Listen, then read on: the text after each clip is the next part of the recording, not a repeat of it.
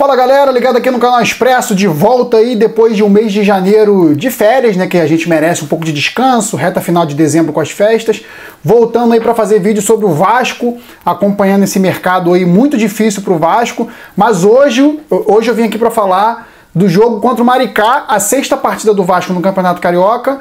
Eu já manifestei minha opinião, Campeonato Carioca eu não considero muito assim em relação a resultados, porque para mim o Campeonato Carioca deve estar sendo um grande laboratório para o Vasco, mas a gente já consegue perceber aí algumas dificuldades para o Vasco no decorrer da temporada, como a falta de um ponta de velocidade, jogadores ágeis, velozes, de infiltração que o Vasco não tem. Mas hoje o foco vai ser aqui a vitória sobre o Maricá por 1-0. Gol do Paulo Henrique, que entrou no segundo tempo, uma equipe bem mesclada, né? Depois de duas vitórias com a equipe considerada titular para a temporada, com Coutinho, Tietê e Paulinho. Hoje os três poupados de início, Coutinho, Jair e Paulinho nem relacionados para a partida hoje foram. No seu lugar entraram Hugo Moura e Matheus Carvalho. Então o Vasco conseguiu essa vitória com essa equipe bem mesclada, quase integralmente reserva, aí, com exceção talvez do Léo Jardim e do Verratti. O Vasco hoje vence o Maricá, as duas equipes até então invictas, agora o Vasco é a única invicta no campeonato. Vitória importante, depois das três primeiras rodadas, o Vasco ter oscilado bastante, assim, time totalmente mesclado nas três primeiras rodadas, com jogadores descartáveis, né, que não serviam mais para o Vasco. Não sei porque o Vasco tentou ainda Zé Gabriel, De Luca nesse elenco, porque não rodavam, não fluíam, e o Vasco ainda conseguiu aí escalar eles nessas primeiras rodadas aí, e o Serginho, que já foi embora também jogando como titular nesses três primeiros empates aí do Vasco no campeonato. Na sequência o Vasco vem com duas vitórias, como eu falei, com times titulares, jogando bem ali, principalmente os 30 primeiros minutos, um estilo muito característico do Carille, que é de toque de bola, de domínio do adversário, mas sempre assim ainda caindo um pouco o rendimento já no primeiro tempo, depois de uns 25, 30 minutos muito intensos da equipe. Essa é uma característica do Carille, tem me agradado porque a defesa está mais segura, tem tomado poucos gols. Levando em consideração essas três últimas partidas, o Vasco tomou apenas um gol. As três partidas comandadas pelo Carille na beira do campo, que foi contra a Portuguesa na última rodada. Então o Vasco fazendo o 12º ponto aí, perdendo em alguns critérios ali de número de vitórias para a Volta Redonda, que está vencendo agora sua partida contra a Portuguesa. Então o Vasco invicto com 12 pontos aí, pelo menos na segunda colocação. Caso Volta Redonda não consiga vencer, o Vasco terminando essa rodada aí na liderança invicto. Então o Vasco hoje fez uma partida com uma equipe reserva boa no primeiro tempo, até a parada técnica. O Vasco conseguiu dominar o meio campo, Hugo Moura e Matheus Carvalho dando a consistência, Maxime entrando ali, tendo mais uma oportunidade junto com o Jean Davi. Jean Davi fazendo os 15 primeiros minutos dele muito bom, mas como a gente já vinha falando, um jogador que não serve, muito inconstante, e ele se desacredita do futebol e cai o rendimento dele vertiginosamente durante a partida. Ainda volta para o segundo tempo e é substituído. Então o Vasco hoje uma vitória importante, mas com algumas preocupações, como eu disse, os 25 primeiros minutos até a parada técnica, excelente. Depois o Vasco cai de rendimento, o Maricá cresce ainda no primeiro tempo, também sem muita volúpia, sem muito interesse de buscar o resultado. O 0-0 termina no primeiro tempo, o Vasco no segundo tempo volta um pouco melhor. O Carille faz algumas alterações para modificar ali, tentar fazer com que o Vasco jogue mais, entra o Tietê no lugar do Maxime. No decorrer do segundo tempo, o Zuccarello entra no lugar do Jean Davi, e a mexida que teve resultado aí, que teve influência no resultado, foi a entrada do Paulo Henrique no lugar do Puma Rodrigues. Paulo Henrique, autor do gol, um belo gol aí, driblando 2, 3 ali na entrada da área, chutando forte de canhota, lembrando muito um gol contra o Botafogo, porém, contra o Botafogo foi um pouco mais distante, naquele Brasileirão lá de 2023. Então o Vasco hoje botando dois jogadores ali na zaga pela primeira vez juntos, o Souza e o Lucas Freitas. Lucas Freitas, uma grata surpresa, gostei da atuação do Lucas Freitas. Também não foi muito exigido, né, porque o Maricá não teve muito ímpeto ofensivo ali, tirando os últimos 15, 20 minutos que a equipe foi para cima.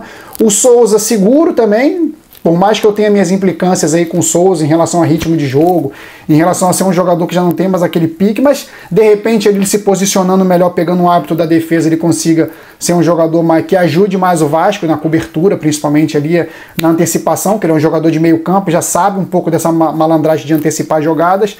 Lucas Piton ainda abaixo na temporada. Hugo Moura e Matheus Carvalho mostram que podem ser uma variação interessante para o Carille, que entrou hoje num 4-2-3-1, 3 jogadores ali atrás do Verratti, com o Payet tentando ser o 10, mas o Payet cai muito pelo lado esquerdo, é um caguete dele, não adianta, ele não consegue, deixando um buraco ali atrás do Verratti, que mais uma vez ficou muito isolado. O Jean Davi e o Maxime não são jogadores de nível Vasco, não são jogadores que mostram que vão ajudar muito o Vasco nesse decorrer de temporada, por mais que o Maxime me agrade mais, porque corre mais, tenta participar mais, mas a gente vê que tecnicamente ainda é muito abaixo do que o Vasco precisa. O Vasco está tentando aí o Brian Rodrigues na 3ª ou 4ª rodada de negociação, Wanderson já não vem mais, o Rony está quase indo para o Santos, o Vasco perdendo várias oportunidades e o Lucas Braga surgindo como uma oportunidade que não agrada a torcida. Então, um momento de mercado do Vasco muito difícil para esse ataque. Eu acho que se a gente mantiver isso aí que a gente tem hoje, a gente vai ter muita dificuldade para fazer gol contra adversários mais fortes. As próximas rodadas a gente vai enfrentar adversários mais fortes. Volta Redonda já é o próximo adversário forte que o Vasco vai enfrentar em Cariacica, no sábado, agora no Espírito Santo. Logo depois já vem clássico contra o Fluminense, na sequência já vem clássico contra o Botafogo. Então, se o Vasco não conseguir trazer esses caras para tentar ter velocidade na saída, o Vasco realmente vai ter muita dificuldade para agredir o adversário num contra-ataque. Com o adversário sendo um pouco mais qualificado tecnicamente, o Vasco terá muita dificuldade se não conseguir atacantes velozes. Como eu falei, não é o caso do Jean Davi e muito menos do Maxime, que nem é ponta, que é mais meia esquerda, então meia direita, que cai para dentro. Então o Vasco precisa contratar, o Vasco vem fazendo uma campanha ok, não brilhante, mas ok, para um carioca que é desacreditado, um carioca que cada vez mais esvaziado, um carioca cada vez mais fraco. Eu tô pouco me lixando se o Vasco vai ganhar a Taça Guanabara, vai ganhar o Carioca, não quero, não tô nem aí, eu quero saber do Vasco no Brasileirão e na Sul-Americana, que é o nosso foco principal aí para a temporada, segundo o nosso próprio presidente disse.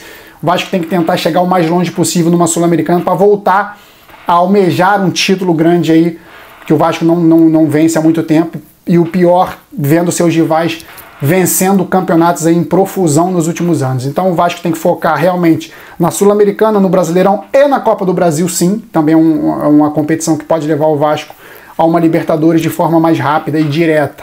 Então, galera, não dá para tirar muita conclusão. Hoje eu não vou dar nota para os jogadores. Acho que foi uma média ali de atuação geral 6, 7 do Vasco. Não foi muito além disso, pela disputa com o Maricá, pelo adversário que é. Então acho que o Vasco hoje está uma nota 7 para atuação, tá ok. Um time bem mesclado, não jogou, como eu falei, Paulinho, Coutinho, não jogaram o João Vitor, não jogou, o Maurício Lemos ainda não estreou, o Jair também não jogou, o Alex Teixeira foi poupado, o Alex Teixeira sendo titular do Vasco nesse início de temporada também não me agrada, enfim.